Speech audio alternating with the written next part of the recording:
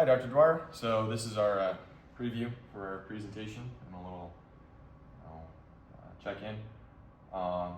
So we made our chatbot specific to oil burners. I don't think it's possible for us using Claude, and I'm not an expert programmer, to make a bot that's designed for boilers and every component in a boiler, and then also do air conditioners and different types of air conditioners and all that stuff. So we made it specific to boilers, and then we also made it a little bit more specific with the, it's gonna be able to go into questioning a little bit more detail with the oil burner itself, because a lot of times when you get a no heat call, please stop scrolling, that it's going to be really broad if you say it's not an oil burner problem, which it can diagnose from here. So it's going to ask, is the burner on reset? And it's going to say, and if it says yes, then you can ask more from there, and then you can get more questions that can go to the technician. And then you can also, and then if you say no and it's something that's unrelated to oil burner, we're gonna just have it relayed to the tech that it's something unrelated to an oil burner, which is kind of like a no idea where you're gonna get into situation there. Some of these questions are a little bit, they seem a little superfluous. As you can see, it says, is the thermostat on or turned up? That may seem like a dumb question, but from my dad's experience waking up at 2 o'clock in the morning, sometimes you forget to ask the 90-year-old customer if their thermostat is on, and you get there and you drive 30 minutes and you realize that they forgot to turn the thermostat on. So if they just have this little addition to it, it's going to save a bunch of time and the customer some money. Instead of spending $75 on just turning your thermostat on, you can just use this chatbot for free, and it will save you a bunch of time. We're gonna have Grant talk a little bit more about the bot and run through it, and then there's a couple issues with it and some stuff that I'm probably gonna have to ask you about with just doing outputs and stuff like that. But I think the whole layout of it seems really good right now. So I'll let Grant take over from here. All right, Dr. Dwyer, we're gonna be asking the chatbot here some questions. See how it will respond. So it asks us, is the thermostat turned on? Say yes. And that AI responds with, do you have oil in the oil burner? Customer will say yes. And it says, is the burner off on safety? Yes or no? Quota will talk about that one. So here, if the burner is not on safety, you'd ask the person to go and put it on safety, and then see what happens from there.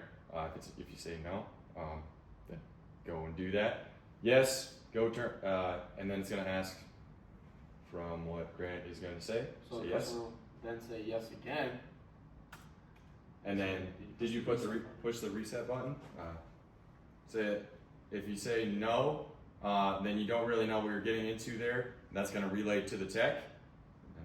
If you say yes, then you can diagnose further from here. And what did it do after pushing the reset button? And then the customer would likely say, yes, it ran for a few minutes.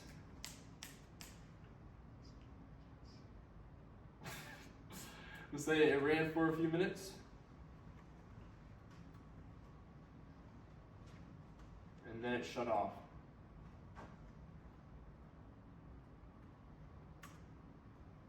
And did it light? We'll also say yes to that.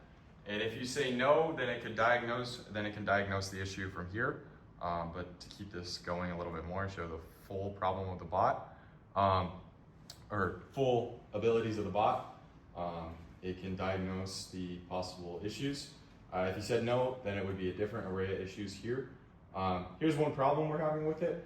We kind of want to do an output here. So what would happen in a perfect bot, it's gonna text the technician and then say the address and then possible problems with it. And then the tech's gonna be able to go to the else with an idea of what's going to go wrong.